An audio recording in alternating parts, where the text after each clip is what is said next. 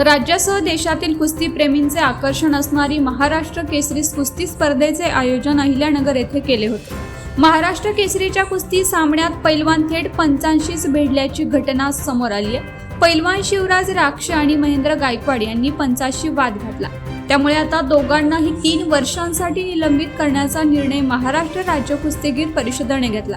त्यामुळे आता पुढच्या 3 वर्षांसाठी या दोन्ही पैलवानांना कोणत्याही कुस्ती स्पर्धेत भाग घेता येणार नसल्याची माहिती राज्य कुस्तीगीर परिषदेचे अध्यक्ष रामदास कदम यांनी म्हटलंय।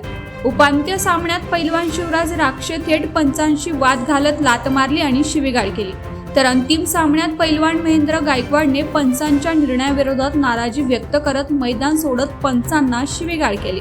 यानंतर तत्काळ राज्य कुस्तीगीर परिषदेने एक बैठक घेतली। त्यामध्ये या दोन्ही पैलवानांना 3 वर्षांची बंदी घालण्याचा निर्णय घेण्यात आला।